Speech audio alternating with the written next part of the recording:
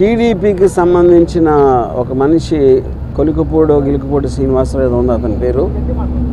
అతను ఒక నన్ను చంపడానికి ఒక కాంట్రాక్ట్ ఇచ్చాడు లైవ్లో. నన్ను చంపిన హెడ్ కట్ చేసి తీసుకొస్తే ₹1,00,00,000 ఇస్తానని కాంట్రాక్ట్ ఇచ్చాడు. అది ఆ TV5 సాంబశివరావు నివారిస్తున్నట్టు నటిస్తానే 3 సార్లు తనతో రిపీట్ చేయించాడు. అంటే దాని అర్థం ఏంటంటే వాళ్ళిద్దరూ కుమ్ముక్కై ముందే ప్లాన్ చేసుకున్నట్టు క్లియర్గా అర్థమవుతుంది. మూడోది దాని తర్వాత కంటిన్యూ చేశాడు డిస్కషన్, దాన్ని బట్టి కూడా అది ప్రూవ్ అవుతుంది. ఇంకా ఛానల్లో ఇలాంటి వ్యక్తులను పెట్టి ఇలాంటి ప్రసారాలు చేయిస్తానంటే 100% ఛానల్ ఓనర్ బిఆర్ నాయుడు గారు కూడా దాంట్లో కాన్స్పిరసీలో చేయి ఉందనేది నా బిలీఫు. దాని సందర్భంగా అది ఆ కంప్లైంట్ ఇవ్వడానికి నేను వచ్చాను ఇక్కడ డీజీపీ గారి దగ్గరికి. నేను దాసరి కిరణ్ కుమార్ మీ ఇద్దరం కంప్లైంట్ హ్యాండ్ ఓవర్ చేసాం. దానికి అప్రాప్రియేట్ యాక్షన్ వాళ్ళు దాంట్లో ఉన్న అన్ని పరిశీలించి వాళ్ళు తీసుకుంటారు. సో ఇది ఇక్కడ జరిగింది. బెదిరింపులు పట్టించుకుంది. ఇప్పుడు మీరు ఇప్పుడు ఆల్రెడీ తను సోషల్ మీడియాలో నేను చేస్తాను అంటే నేను చెయ్యి అన్నట్టు చెప్తున్నాడు. మీకు మర్డర్ చేయటం కన్నా వేరే వాళ్ళని ఇన్స్పైర్ చేస్తున్నారు మీరు. ఎందుకంటే ఇప్పుడు మీకు కిరాయి హంతకులా వీళ్ళ డబ్బులు ఇస్తే ఎవరు చేస్తారు? కిరాయి హంతకులు చేస్తారు. వాడిని చంపితే ఇంత డబ్బులు ఇస్తాను అని ఎంతమంది ఎక్కడెక్కడ ఎలా ఇన్స్పైర్ అవుతారో అని మనకు ఎట్లా తెలుస్తుంది? సో అలాంటిది మీరు టీవీలో చెప్పించడం కానీ చెప్పడానికి అవకాశం ఇవ్వటం అనేది మేజర్ క్రైమ్ అనేది నా ఉద్దేశం. అది కంప్లైంట్ దాని గురించి. అంటే ఇప్పుడు కూడా చాలా కాంట్రవర్సీలు వచ్చాయి. ఇప్పుడు కూడా కంప్లైంట్ రామ్ గోపాల్ వర్మ గారు ఇప్పుడు తొలిసారిగా కంప్లైంట్ అది ఎప్పుడు నన్ను చంపడానికి ఎవరు ఇవ్వలేదండి కాంట్రాక్టు.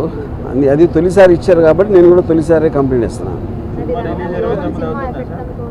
ఇప్పుడు సినిమా రిలీజ్ అనేది అది ఇంకా కోర్టులో ఉంది. ఆ కోర్టులోది రేపు ఎల్లుండా తెలుస్తుంది. దాన్ని బట్టి ఉంటుంది. సబ్ జుడిస్ కాబట్టి అది నేను చెప్పలేను. చంద్రబాబు లేకపోతే ఆ పార్టీకి వ్యతిరేకంగా వ్యూహం అనే సినిమాని జగన్ అనుగుణం తీసుకున్నారు కాబట్టి మీ మీద ఇలాంటి వ్యాఖ్యలు కానీ ఎవరైనా డిబేట్ జరుగుతుంది అనుకుంటున్నారు. ఇప్పుడు పాయింట్ ఏంటంటే పొద్దున్న లెగిస్తే లోకేష్ జగన్ సైకో, జగన్ బాబాని చంపేశాడు, జగన్ అది చేశాడు, అతను ఎవడో మర్డరు, ఇతను ఎవడో దొంగ, అతను ఎవడో స్మగ్లరు అని పొద్దున్న లెగిస్తే ఆయన మాట్లాడేదే వేరే వాళ్ళని విమర్శించడం లేకపోతే ఎలిగేషన్స్ చేయటం. అలాంటిది వ్యూహం సినిమాలో ఏదో చూపించేస్తున్నానని వాళ్ళు ఊహించుకుని వాళ్ళు చేసేదే నేను చేస్తున్నానని చెప్పడానికి వాళ్ళకి అసలు ఏ విధంగా రైట్ ఉంది అనేది బిగ్గర్ క్వశ్చన్. అది వ్యూహం అనే సినిమా ఒక పొలిటికల్ కామెంట్, అది పొలిటికల్ ఒపీనియన్ నాది.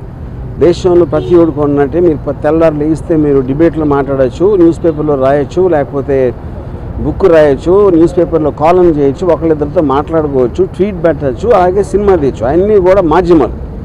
కంటెంట్ అనేది ఎక్స్ప్రెస్ చేయడానికి నాకే కాదు ఎవరికైనా రైట్ ఉంటుంది. అదే నేను చేస్తున్నాను.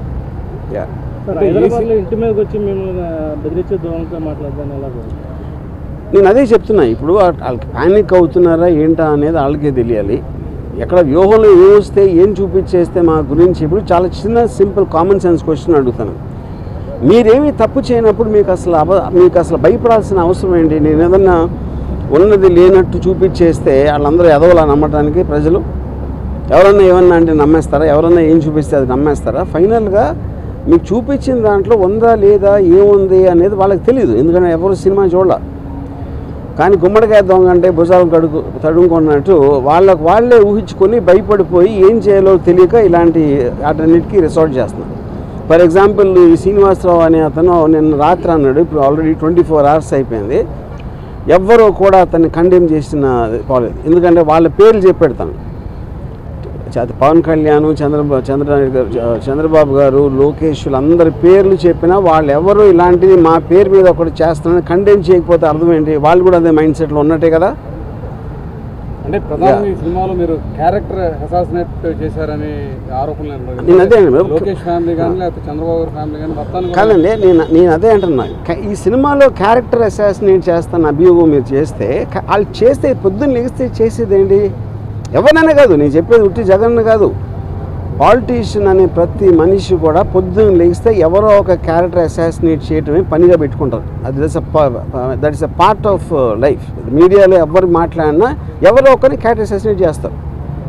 ఓకే, క్యారెక్టర్ అసాసినేషన్ కేవలం ఒక పేరు, అది లేబుల్. యాక్చువల్ పాయింట్ ఏంటి? అది ఒపీనియన్ చెప్తున్నారు. ఒకళ్ళ మీద ఒకన్న ఒపీనియన్ వాళ్ళు చెప్తున్నారు. అది ప్రజాస్వామ్యంలో that is a fundamental right granted under Article 19. To tell an opinion. సినిమాలో నేను చేసింది అదే.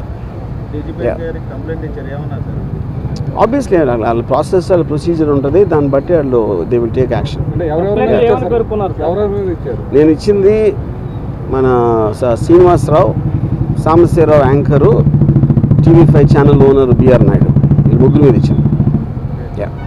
మరి ఈ సినిమాలు చాలా మంది కాంట్రవర్సీ ఉంటాయి, ఎప్పుడు లేని విధంగా ఈ సినిమాకి ఎక్కువ కాంట్రవర్సీ అవడానికి కారణం ఏంటి? అది మీరు టీడీపీ వాళ్ళని అడగాలి. నేను అదే చెప్తాను. కాంట్రవర్సీ అనేది నేను సినిమా తీస్తాను, కాంట్రవర్సీ అనేది దాని మీద అసాల్ట్ అటాక్ చేయడానికి వచ్చిన వాళ్ళు క్రియేట్ చేస్తారు. సో కాంట్రవర్సీ అనేది వాళ్ళు చేస్తారు కాబట్టి మీరు వాళ్ళని అడగాలి. అంటే ఏదంటే మీరు మొన్నటి వరకు క్యారెక్టర్స్ని అసాసినేట్ చేస్తే పర్లా, ఇప్పుడు ఫ్యామిలీస్ని కూడా మీరు అసాసినేట్ చేశారు. ఏ ఫ్యామిలీస్ ఎలా తెలుసు మీకు? అది మీరు కలగన్నారా, లేకపోతే నా ఐడీలోకి వచ్చి చూస్తారు అలాంటి సీన్లు ఉన్నాయని? అంటే మీ ట్రైలర్లో కానీ వాటిలో కానీ మొత్తం నేను అదే చెప్తున్నా, మీరు చెప్పండి ఏ ఫ్యామిలీలో ఎవరిని అసాసినేట్ చేస్తే చెప్పండి, ఒక ఎగ్జాంపుల్ చెప్పండి. అంటే వాళ్ళు చెప్తున్న నేను అదే అంటున్నాను, వాళ్ళు చూసింది మీరు చూసింది ఒకటే కదా ట్రైలర్లో. నేను కొన్ని సపరేట్గా వాళ్ళకి పంపించలేదు కదా సినిమాని చూడటానికి.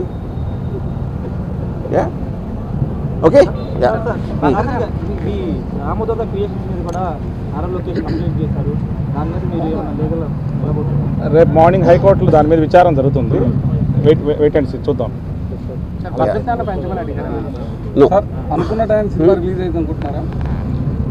ఇప్పుడు అది నేను కోర్టు గురించి కామెంట్ చేసినట్టు ఉంటుంది. కోర్టు అనేది తేల్చకుండా నేను చెప్పలేను, అది పరిధి ఉంది కాబట్టి. Yeah thank you.